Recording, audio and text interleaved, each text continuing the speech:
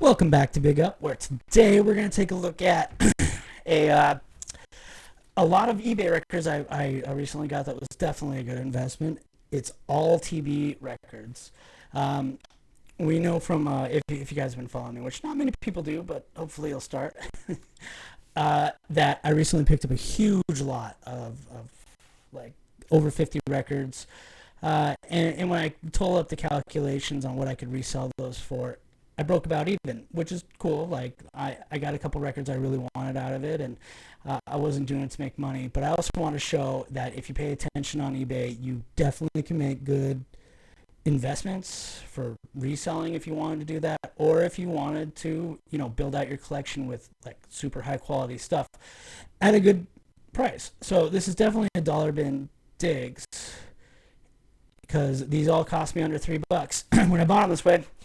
And most of these will sell, I can turn around and sell for more than $3. And some of these I will be selling. So check out my Discogs link and if you want to get them. I'm not trying to like flip these and make a ton of money, but I'll have a couple of these up for offer because I have copies of them already.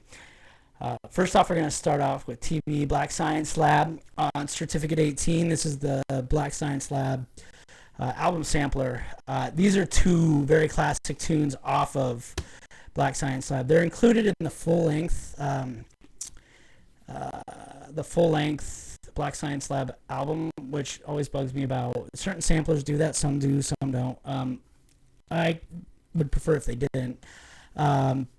Let's see. So these are two tunes that if you were listening to Tech Step in the early 2000s, you've heard these tunes. These were massive. I mean, at least they were massive here. And I know that these are still in records that people are looking for. Fingerprints and Unknown Approach are tunes that you could throw in kind of an old school Tech Step Nero set and would sound great even today.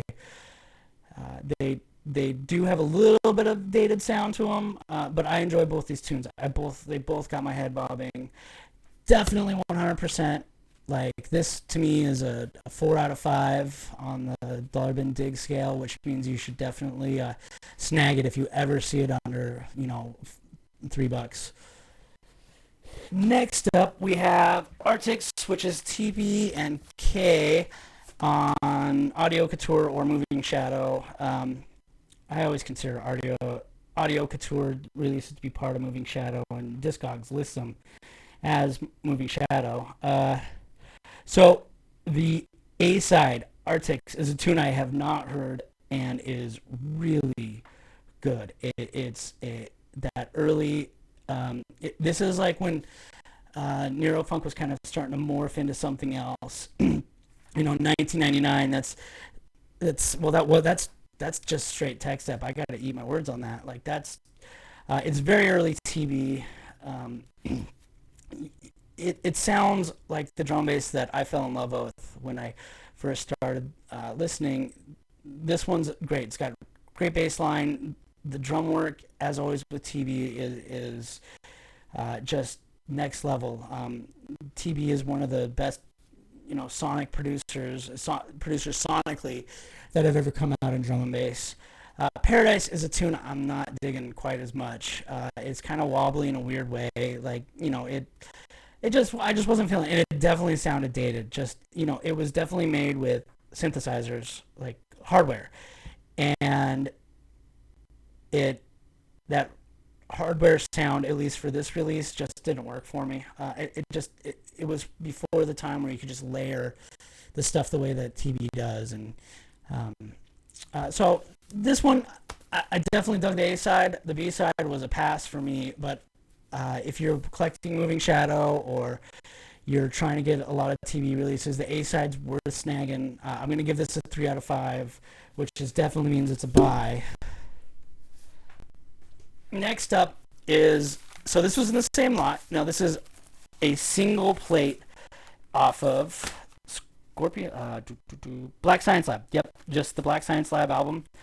And the A-side of this, I hate. Like, I have the Blacksciencelabs album, and it was sitting on my phone for a good long time, and for whatever reason, it would always play the A side, and I got so tired of this tune. And I think it's one of the worst tunes on the LP. So personally, the Gateway is a pass tune for me. But I know people who think that the Blacksciencelabs album is one of those near perfect albums, and I respect that. Teebee, this was when he was really starting to do. I mean, like, people were comparing him to Photech at the time, where Photech was bar none considered to be one of the greatest of all time as far as drum bass, and still is.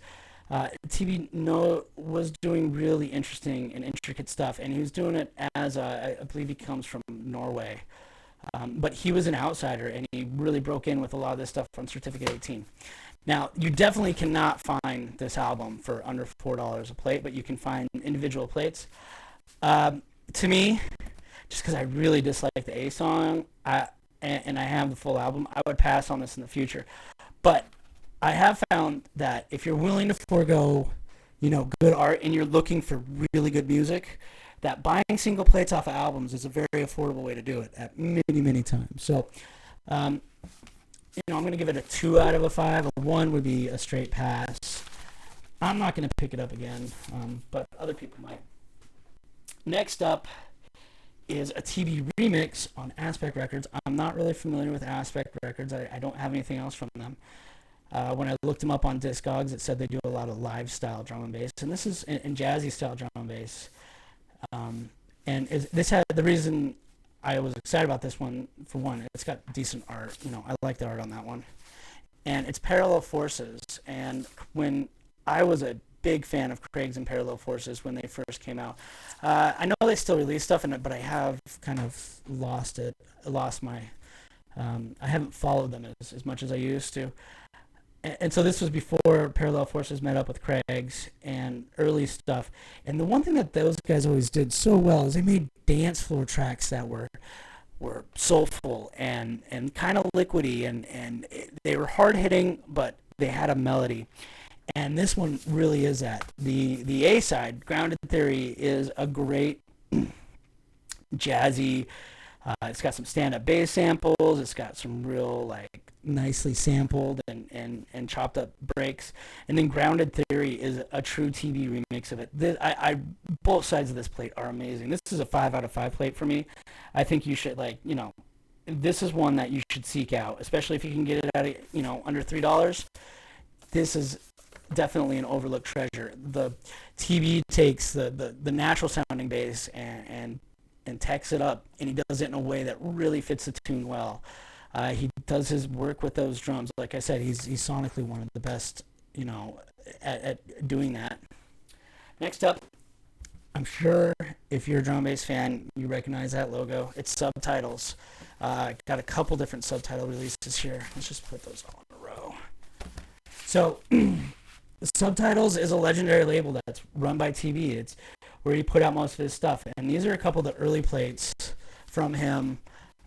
I happen to already have these ones, except I did not have Firing Lane. I had these two, Teebee, Deceive, and Meet Your Master, and Human Reptile. So if you're interested in grabbing these at a decent price, I'm not going to mark them up too much. Check out my Discogs, and I'll probably let these go for under $3 a piece. Except you might not get these sleeves because I don't think I have the official sleeve. I've just got a white sleeve, so I'm keeping that for myself. Human Reptile and Metreon were huge tunes. You would hear them all over the place. In fact, I included Human Reptile in my first Tech Step mix, which is up on SoundCloud, and Deceive and Meet Your Master, they're all these came out. This one's 2000, this one's 2001, this one's 2003, and you can hear Teebee's evolution over that time.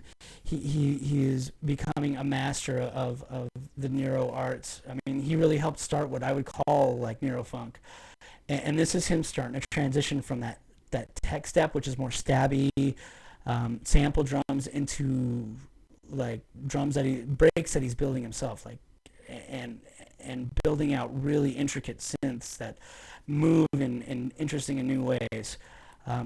Human Reptile is a huge tune. Like, you've probably heard it before. Firing Lane was a huge tune. These are always worth having in your collection. I don't think there's anything on Subtitles that's not worth owning. And you'll see that reflected in a lot of the prices on Discogs. Like, people still want these records, and for good reason. They're great records. I'm going to say, probably because I've listened to it the least, because I don't own it, that Firing Lanes was my favorite. I really liked both the A side and the B side of that. Yeah. And then last up, we've got another thing on Certificate 18. Certificate 18 was, in my opinion, a pretty legendary label. They really let their artists experiment, and they were signing people like at this time, early 2000s, the people that were on there were really, it was Clute and Teebee, and they were releasing just massive amounts of stuff that was innovative and new, and some of it was overlooked at the time, and some of it not. Anytime I see anything on Certificate 18 under $3, it's an instant grab for me. This particular tune, which is another Blacksciencelabs thing, Space Age, not my favorite from Teebee, but I'm definitely glad to have it in my collection. It's definitely like a piece of drum bass history, if you ask me. So I'm going to give it a 3 out of 5, which means, like, snag it. Grab it if you want it, if you see it at a good price. So anyways, if you're interested in purchasing a couple of those, check out my Discogs or hit me up. And what do you guys think about Teebee? Is he as legendary as you think he is? I always make the joke about his later stuff, the stuff he puts out now, that it sounds like robots fucking. And I stand by that. I think it gets a little too wonky for my personal taste, but I do respect the technical, like, detail that goes into it and the technical chops that Teebee has. He definitely has some amazing tunes over the year, and he's got a huge backlog that's worth looking into. Do you love it? Do you hate it? Make sure to like and comment and subscribe, and let's argue in the comments. Thanks.